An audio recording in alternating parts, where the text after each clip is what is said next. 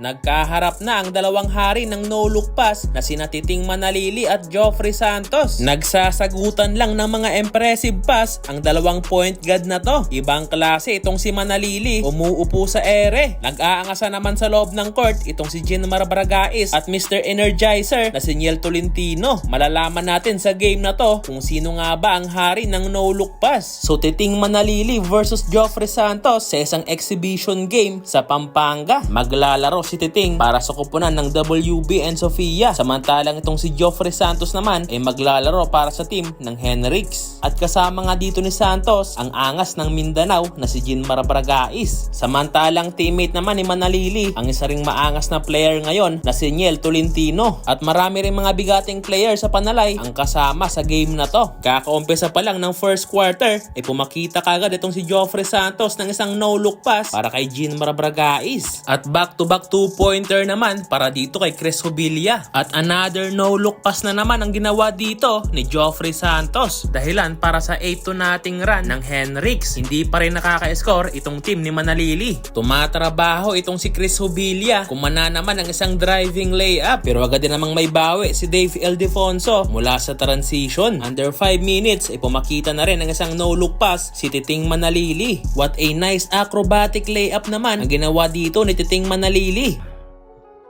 Manalili, spin move!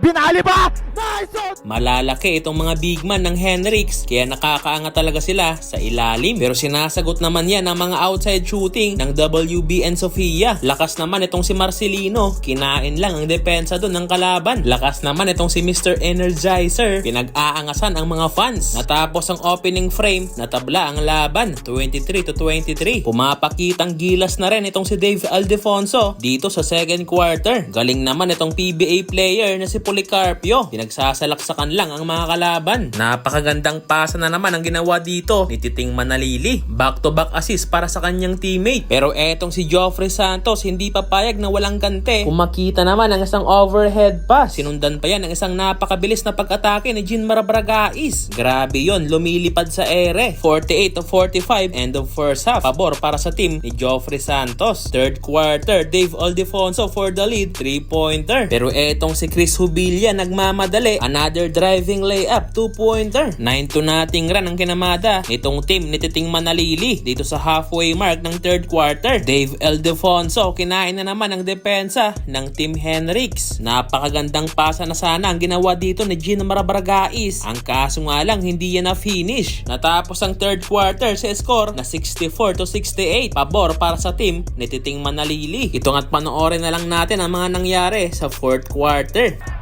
Bang!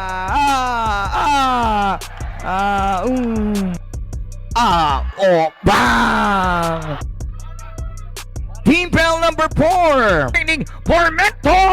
Bang! Three post to Dave Ildefonso in attack. Yes! Hubilla for the lead! Number 9, the Superman! And a basket to go! Sa huli, nakuha nga ng team ni Titing Manalili ang panalo sa game na to.